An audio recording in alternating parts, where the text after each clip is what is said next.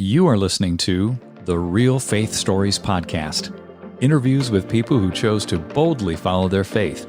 I'm your host, Brian Robinson. Now, let's meet our guest and hear their story.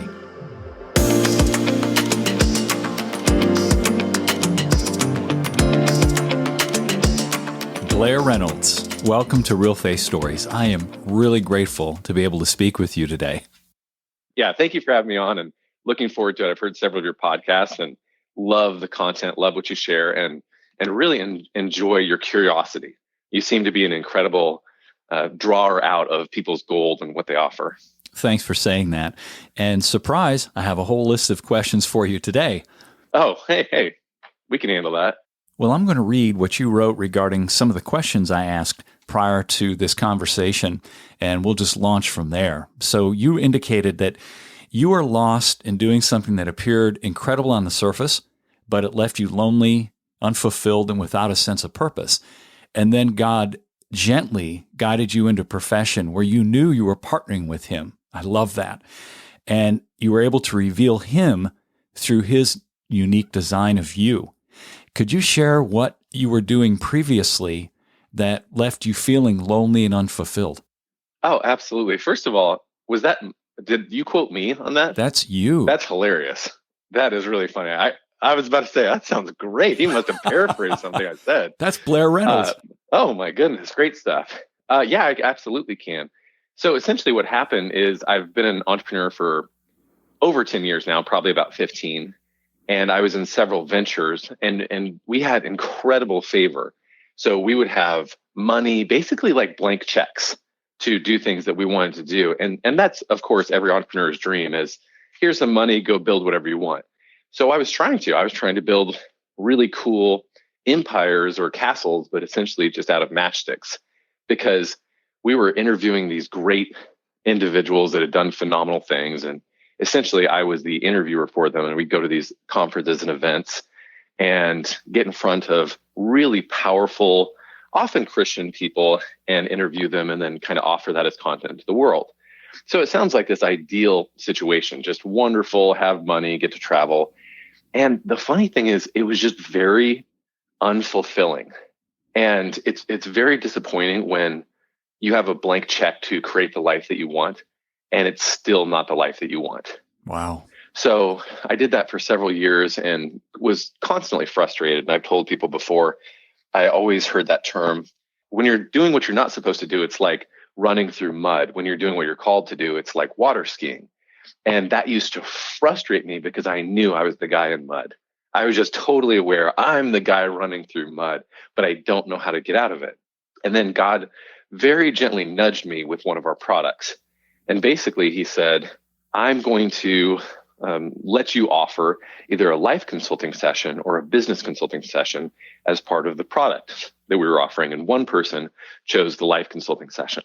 So I meet with her and I meet for 1 hour, and just clear as day, I felt the Holy Spirit drop, and I felt my calling and my giftings being drawn to the surface, like a deep and intimate partnership with Him, times 10 of anything that I'd ever felt before in life.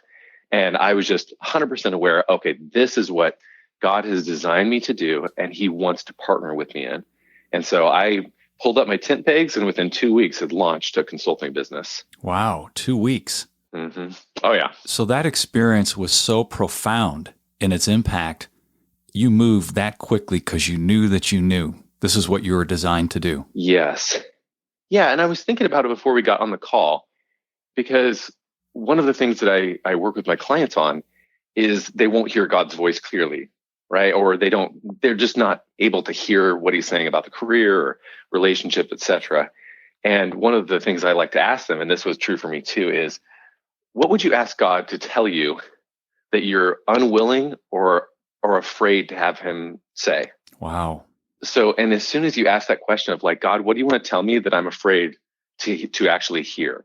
And oftentimes it like cuts through the cobwebs and He'll say something. For example, over me, I feel like He was very subtly trying to say, you're a life consultant for years. But I kept thinking, no, my mom's a therapist. I don't want to do that. Oh, my friend's already a life consultant. I don't want to step on his toes. So I would always push it to the side.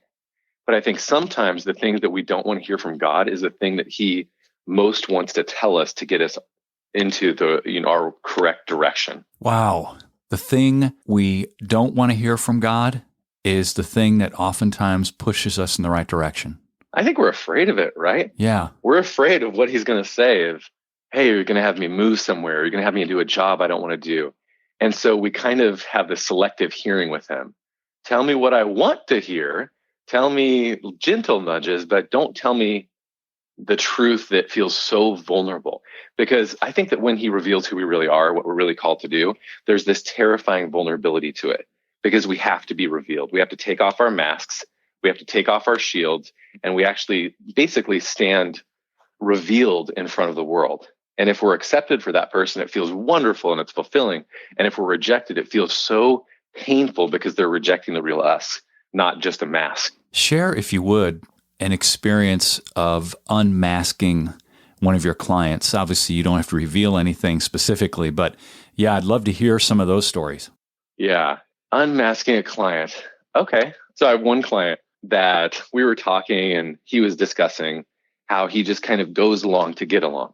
So in his family, there was a lot of turmoil, there was a lot of drama. So basically, he was just everybody's best friend, always putting on a polite face and trying to do whatever the people wanted him to do so that he could stay in connection with them. And so the thing that brought it to a head was when we were talking about hamburgers, of all things. And he kept saying, well, my wife loves beets on hamburgers. And so the first 10 years of our marriage, I had beets on my hamburgers. And it dawned on me 10 years later, I don't like beets. I was only doing that because she likes beets and I wanted her to feel connected to me. And it was just this revelation of, oh my gosh, I'm putting on a performance for people to like me. But when I put on a performance, I'm not even giving them the opportunity to know the real me. Mm. And so we drew him out of that place of, when you're faking it, you're essentially not even giving them the opportunity to love you. And as we work together, we kind of helped him realize that his personality is actually pretty brash. It's very bold. It's very risk-taking. And if he's not embracing that part of himself, he's actually tying both arms behind him, handcuffed, and trying to live life. And so that was one example that comes back to mind. Let's take that another step further. What was the ultimate outcome after that recognition of the boldness, the brashness? How did that affect his relationship with his wife and going forward in his life in general? Oh, she loved it. After, she hated it. And what I mean by that is anybody that's done marriage counseling and you actually walk somebody into health and wholeness and basically empowerment and strength, initially there's a lot of tension. And the reason that there's tension is there's been an unwritten rule of the pattern that you're in, right? It's like doing a dance. Yeah. And then one of the dance partners decides not to dance to that same song anymore. Now, it might be a better song they're wanting to go to, and it might be better for everybody. But initially, it's like, whoa, what are you doing? Because she was a very powerful woman in her own right. So she was used to ruling the roost. And so when he started becoming powerful and having a voice and sharing what he really wanted and stuff, initially she was very off-put and just thinking, wait, where is this coming from? I would say very quickly, within weeks or even just short months, she started falling in love with it, thinking, oh my goodness, I finally have a partner in arms. I finally have somebody powerful that I can rely on, somebody stable that I feel safe with, somebody that I can be weak in front of and know that he'll actually stand up. She was subconsciously begging him to do this for her entire marriage. Incredible. And so, no, isn't it fun? Yeah, and he's trying to please her and come alongside her, but she's begging internally for the real man to come out. That's exactly right. And how many marriages are like that? And unfortunately, how many marriages in Christendom too? Mm-hmm. And sometimes it's the meek man, the falsely meek man of, I'll just do anything that you say, yes to everything. And other times it's the falsely dominant man, the man that's so insecure he has to completely control his home through religion or anger or rage or whatever. But both of those are artificial.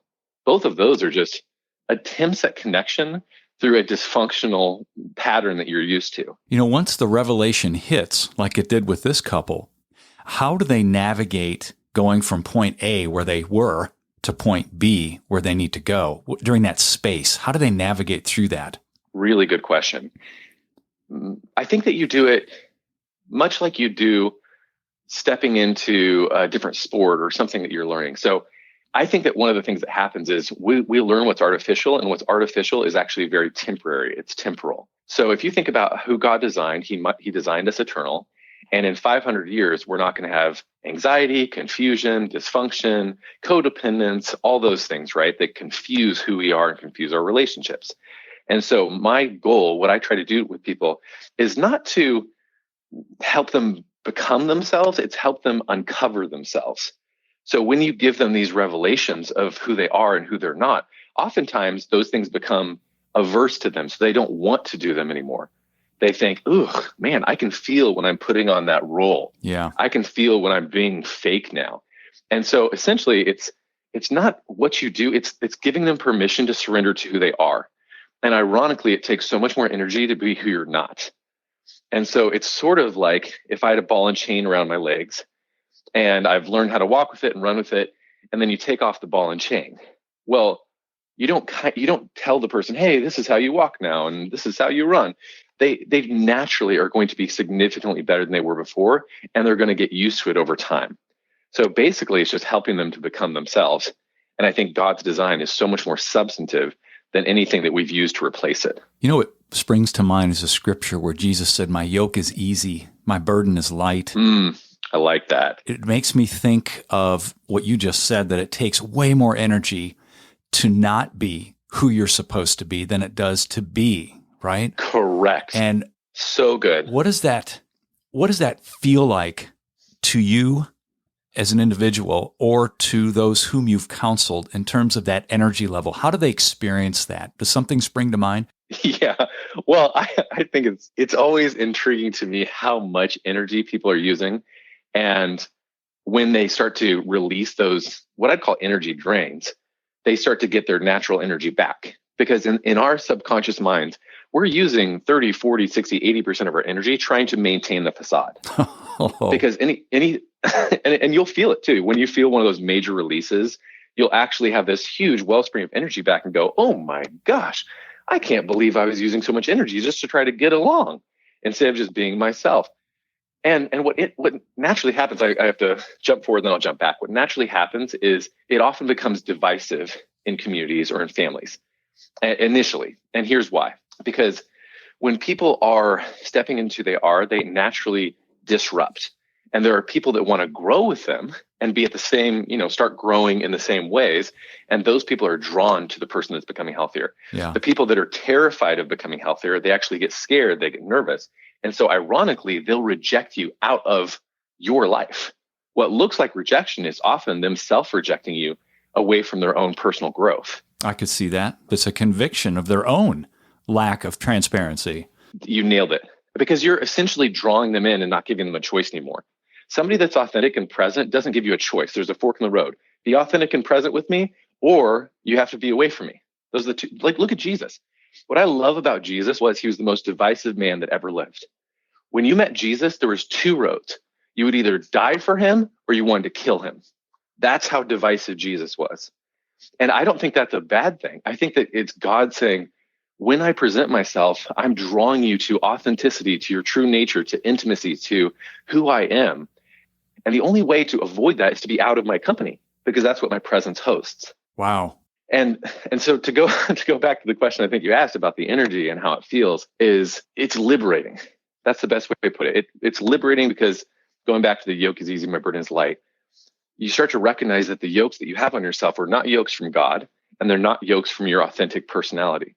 They're yokes that have been put on from trauma, abuse, neglect, confusion, community, culture, family, etc. And when you can start to recognize that and say, hey, these are the things that I learned, which were adaptive to the situation I was in, but are not helpful for the situation that I'm currently in, then you can start pulling those things off and realizing that those aren't helpful anymore. Something that comes to mind is in that process of being your authentic self, let's be real here, that doesn't give you a license to be disrespectful and run over people. So how do you deal with that new self so you don't do that? Yeah, that's a great question. A lot of people pendulum swing from being passive to being jerks. And they're doing that because they've felt so overrun and steamrolled and whatever their whole lives. And sometimes they've even done it to themselves. that they find this new sense of empowerment by being dominant and bullies and angry, and you're not going to tell me what to do. I don't need anything from you. Exactly. Exactly. But what they have to realize is that's just as fake. It's the other side of the coin of disconnection from self, because authentic connection to self does not create coldness. It creates warmth. It creates tenderness and compassion and strength for health. So you know that you're coming back into yourself when you're actually kinder and more generous and more loving and more present and more powerful. And if you say something, let's say that it's more direct, there is this sense of it's from a place of love and care. It's not from a place of cold. So I think that's the big tell, is you're not doing this as a knee-jerk reaction. You're doing this as an acceptance of your true design. And your true design is Christ-like, which means it's tender, warm, loving, and when necessary, bold. Yeah. Let me shift gears here for a moment and dive into this question. Let's talk about people who are, quote, and this is, again, from some of the questions that you answered, so it might sound like Blair Reynolds. Yeah, I like this guy. People who have been trying so hard to serve him but feel lost and adrift. Explain what that means, please. Absolutely. I became a Christian when I was just under 21 years old. And one of the illnesses that I found in the church are people that are desperate to please God, but never seem fulfilled or happy or content, or they turn angry or become bitter or religious or whatever the thing is that kind of occupies that hole. But they genuinely love God. That's the craziest thing about it, is they genuinely want to serve God and be connected to him and be his son or daughter, and they want to read scriptures or whatever. And they spend an exorbitant amount of energy trying to. And I think it goes back to the same thing of when you're in performance mode, it doesn't matter how hard you try. You'll never feel fulfilled because you're never being seen. So there are a lot of people trying to reach God, not recognizing that God has to be the one to reach them. Explain that. You can't create value for God. Like, you can't perform or produce enough that you became valuable to God. God has to come into your world and say, you're valuable because I say so. So it's the reverse of what we think. We're trying to get to God, which is essentially like us trying to jump across the Grand Canyon, but not recognizing that God getting to us is like him stepping over a crack in the sidewalk. It's nothing. And I think that we're not willing to relinquish control of him pursuing us because we've learned to perform for authority figures or whatever we've been taught to earn our value and earn our place. So true.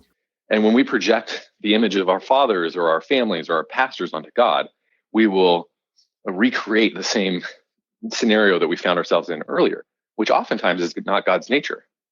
And ironically, somebody that's loved by God will do more work than somebody that's working for God.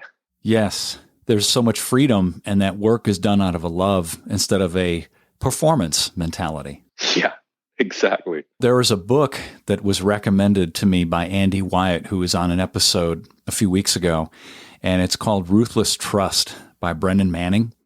And yeah, his favorite quote, Brennan's quote for trust, is accepting God's acceptance. Ooh, that's good.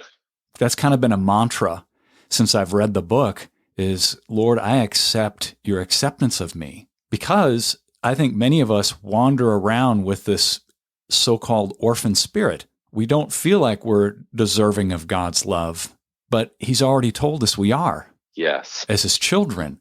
Let's talk about that for a minute. I'd love to.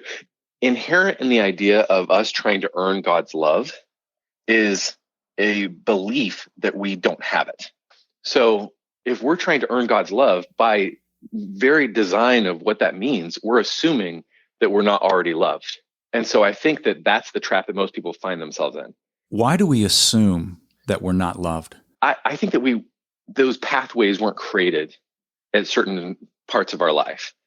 And I don't think of that as a death sentence at all. I think that if you look at Jesus and when he walked in the world, right, there were a lot of people that he encountered that had really difficult upbringings and probably taught them poor relational skills, poor connecting with others, maybe didn't love themselves, and whatever their issues were. But Jesus came into their life and helped to restore them. That's his nature.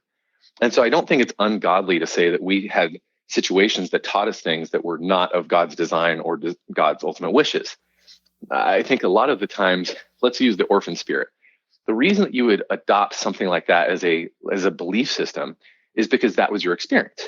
So let's say that your dad was neglectful, or your dad was angry or passive, and he just wasn't emotionally present himself. All those teach you that God is disconnected from you. So what becomes your role as a child? Your role as a child is to attempt to connect. Now, because it's an illusion that the child can actually connect with the adult, it's actually the father that's meant to pursue the child, not the child that's meant to pursue the father.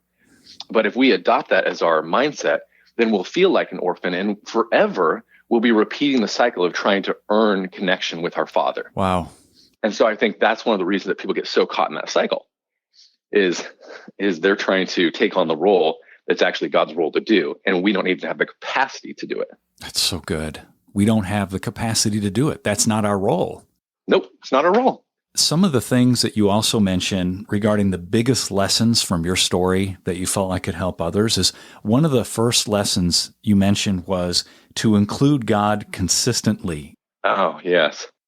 Yeah, instead of asking him to bless what you're doing or simply check in with him once in a while, include him, partner with him.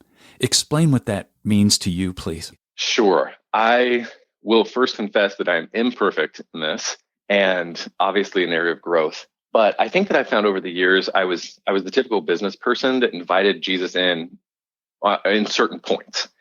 It wasn't like I completely neglected him, but every month or every quarter or something, I would invite him into the business, or I'd pray for it, or I'd surrender it to him.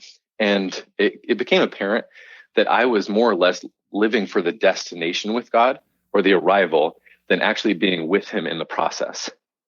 And very subtly, he was trying to draw me in or woo me into, hey, I just want to walk with you in this. Yeah. It goes back to the earning thing. It's not like you have to earn this great business and then celebrate it with me.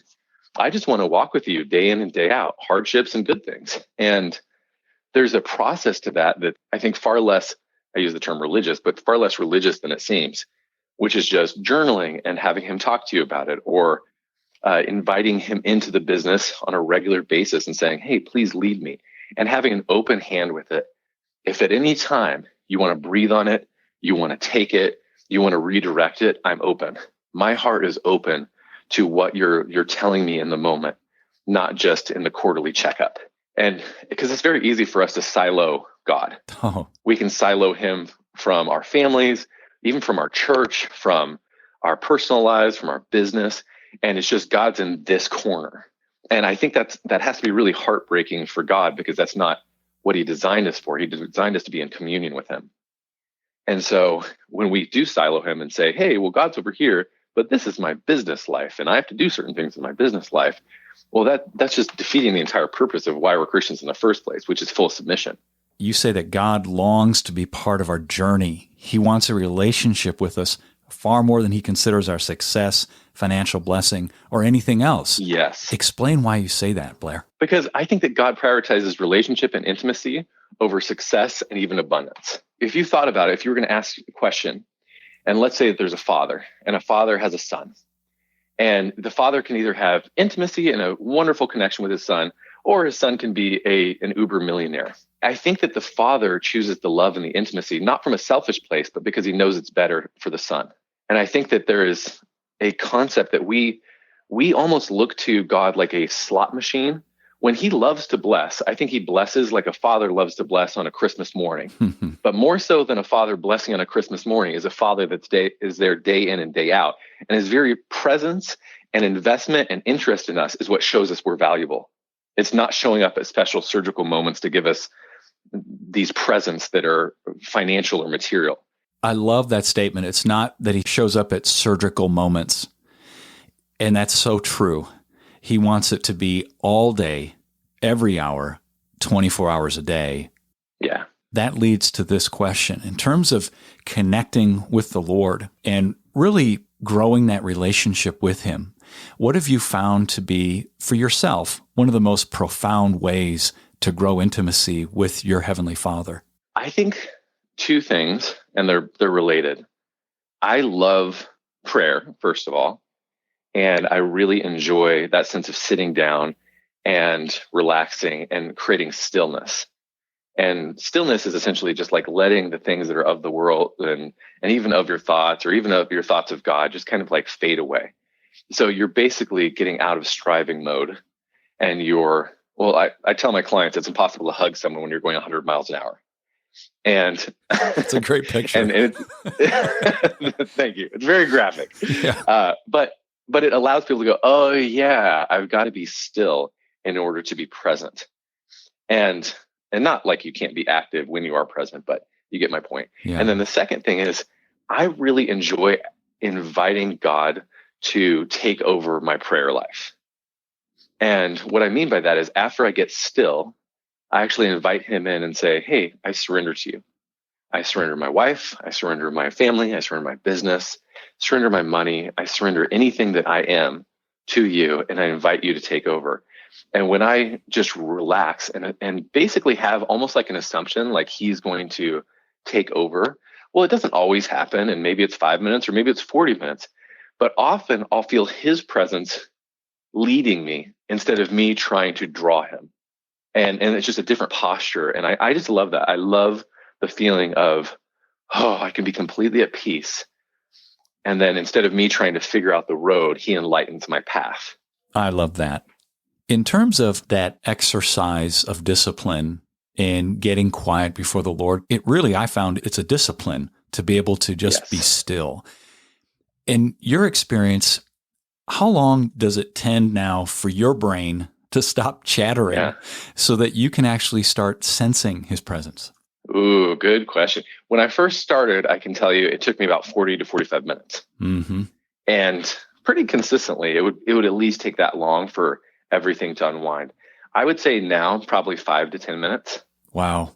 I don't know if that's long or short for people because some people are terrified and tormented of even just 10 minutes still. And other people have no problem with hours sitting and just contemplating and reflecting. I really love the process though. I think when you get over the initial hurdle of the exposing, it feels because there is such a tender vulnerability to it, because basically you have to allow God to illuminate the thoughts that aren't his. So when you get in front of him and say, oh, I feel like a hypocrite, or I didn't get this done, or, oh, I did this, and I wonder if God's upset. There are all these things that we bring to the table in our relationship with God that God is actually superior of, and he's the one that can displace with love and kindness and truth.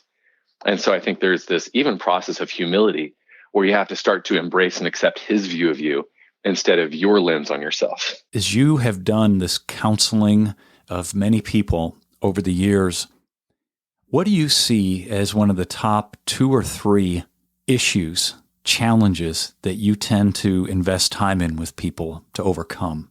Before we got on the podcast recording, we were discussing this a little bit. I would say that with romantic relationships, it's resentment and it's walls. And the resentment comes from disappointment, disillusionment, pain, etc. And then you build walls towards your significant other. And being able to help people to understand where that's coming from and why people are acting the way that they are. And I'll kind of use that to lead into the second one. I think the second one is recognizing who people are instead of who they're presenting themselves to be. Wow. How do you do that? Well, I'll give you an example. I'll have a roughneck guy come in and he's 50 years old and he's a cowboy and just self-proclaimed, I drink beer and I watch my sports and that's all I care about and I don't care about nothing else, Mm-hmm. And scares off most people with that. But I looked at him and I said, I actually don't believe that you're who you're presenting to be. I actually believe that you created that rough exterior because you actually have a giant heart. Wow. That you're really tender, that you're really loving, that you have deep and rich emotions, and you were just in so much pain. You had no choice but to be able to protect yourself. But in your heart of hearts, I'll bet you 10 to 1 that you love your family to pieces and would die for them. That you are tender and you are kind and you are compassionate. But there was never a safe place for that to be demonstrated. And of course, he's just bawling, uncontrollably bawling. And hilariously kept looking up and giving me like finger points, like, I see what you're doing. I see what's going on. And it was almost comedic. But the point is, that's who he really is. And I think that when you get a lens on of you're looking for who people really are instead of who they're presenting themselves to be, you'll recognize that God designs amazing people. Yeah. He designs wonderful, wonderful people. And that's who you're looking for. And the more that you get in the habit of looking for it, the more you see it, even in the most unlikely of places. And then what you're doing is you're basically connecting with the healthy, whole, powerful part of them instead of their dysfunctional presenting part. One of the things that I tell families in crisis or romantic relationships in crisis is, how would you treat your partner as if they were really healthy and whole? And they'll say something like, oh, they're not healthy and whole. They're too fragile, or they're too angry. And I'm like, whoa. Let's just assume that they're healthy and whole. Would you let a friend talk to you like that? Would you be comfortable with that dynamic with a normal friend that you could get out of relationship? And they'd be like, no, of course not. Well, I'm like, why don't you just give them the benefit of the doubt and start treating them as if they're healthy and they're powerful and they're present and they're loving? And oftentimes what happens is the person is so used to playing that role, whether it's villain or rebel or peacekeeper or compliant, that being drawn up and actually seen for who they are feels subconsciously amazing. They've been waiting to be seen. And it's almost a confusion point for them of, oh, I love this, but I'm scared because when I was revealed when I was a child or whenever, I was hurt. So I anticipate pain whenever I'm actually seen. And that's how we retrain our relationships or recreate our relationships, is we start treating people as if they're their whole powerful present selves that God designed, instead of the distorted versions that we produce to protect ourselves. Something that springs to mind as you're sharing this is when I was doing coaching for entrepreneurs, I found that when I led with vulnerability as the coach, when I shared something that was vulnerable about my life, yes, it just opened the door for so much more dialogue about the truth of what was going on in their lives. Absolutely. Well, I think you're nailing the example is when you create an atmosphere of authenticity, it invites people into it. And people that want to be seen and known and heard, they're drawn to it. Mm-hmm. And so I think what you're doing is kind of cracking open the atmosphere to be real. And I'm a big believer in atmospheres. So you can come underneath negative atmospheres. For example, let's say somebody walks in and they just carry rejection or carry cynicism, and then the whole room gets weird feeling. Yeah. And I actually have to consciously be aware of that and say, nope, that's not the dominant atmosphere here. Dominant atmosphere is God's atmosphere. We're going to have peace and presence and openness. And make a choice. Exactly. You disconnect from it and you make a choice. And then you invite the atmosphere that's godly and revealing in a good way. If there's one final thought you'd like to share with our listeners, what would that be? And then I'd like to ask you to please pray for all of us. Absolutely. I think the final thought that I would leave people with is the world is craving the revelation of your true identity. And the things that we put in place, anxiety, confusion, depression, broken relationships, etc., are actually adaptive, but they're just outdated. So it's time for you to peel off what is not you and reveal the person that you are. And it might come with some rejection, but it's going to come with far more fulfillment and acceptance and love. So I would just encourage and invite people to step into who they are and allow God to reveal that person, because he's more eager than you are to have you be seen and loved. Oh, for sure. Sure. And I'd love to pray. Before you do, how can people get in touch with you and find out more about your coaching services? Sure. A couple ways. You can go to blairreynolds.consulting as a website. And the other website is lifeconsultingcourse.com for those that want to learn kind of how to walk in this way and minister to people. So those are probably the easiest ways. Perfect. Okay, well, let's finish up and pray, please. Yeah, Papa, you are amazing. And God, more so than us doing an appeal to you, I ask that you would reveal yourself to us. I pray that you would reveal your purposes, your design, and your direction for our lives so that we can come into agreement with what you are doing on this earth. And God, a lot of us are trying to get to you still, and sometimes unsuccessfully, usually unsuccessfully. So God, we request that you would come to us, that you would bridge that gap, that your Son already bridged, that we can accept, and that you would help us to know who we are so that we can reflect you better in the world. And God, if there's something specifically that you are revealing in people's hearts, that you are tapping them on the shoulder for right now, or even pointing to in their lives that you have life over or direction or some form of hope or revelation for how it should change, I pray that that would occur, that we would accept it and surrender to it and accept more of you in our lives and your presence being revealed through us. Thank you for everything you've done. Thank you for who you are. And thank you for your design of us, because that's miraculous and you deserve credit as the creator. In Christ's name. Amen. Amen. Thank you, Blair. It was wonderful to have you on the program today. Thank you. And thank you for having me on. You're an excellent storyteller and question asker. So it was a delight. Thank you for saying that.